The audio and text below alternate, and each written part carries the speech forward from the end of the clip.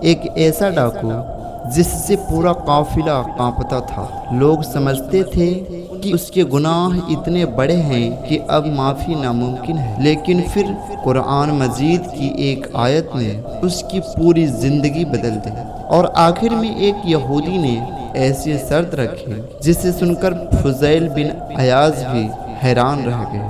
یہ واقعہ آخر تک ضرور سنیں۔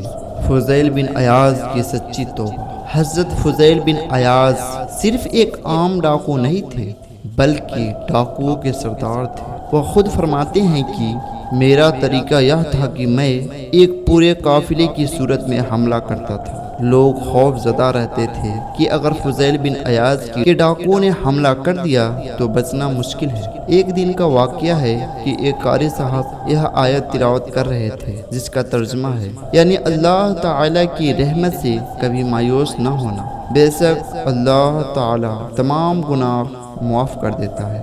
یہ آیت ان کے دل میں اتر گئی، وہ رو پڑے اور ترنت قاری صاحب کے پاس پہنچ گئے۔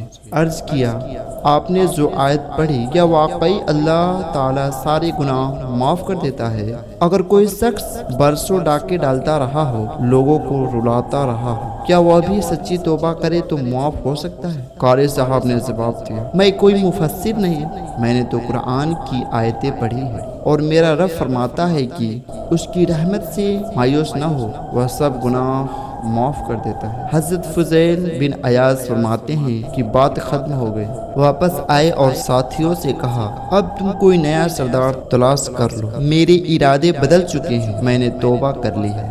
ساتھیوں نے کہا، سردار ہم نے چوریاں بھی ساتھ کی ہے، توبہ بھی ساتھ کریں۔ پھر آپ نے علماء سے مسئلہ پوچھا تو انہوں نے بتایا کہ یہ حقوق العباد کا معاملہ ہے، جو مال لوٹا ہے وہ واپس کرنا ہوگا۔ چنانچہ آپ نے جو مال موجود تھا وہ واپس کیا، لیکن کچھ باقی رہ گیا۔ ایک یہودی کا مال باقی تھا، آپ اس کے پاس گئے اور سچ سب کچھ بیان کر دیا۔ یہودی نے کہا، میں تو اپنا حق لوں گا، ایسے معاف نہیں کروں گا۔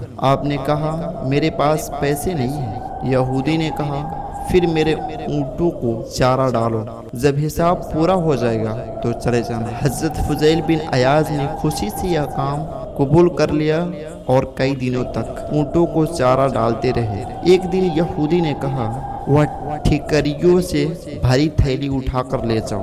جب آپ نے تھیلی اٹھا کر دی تو اس میں اصرفیاں بھری ہوئی تھی۔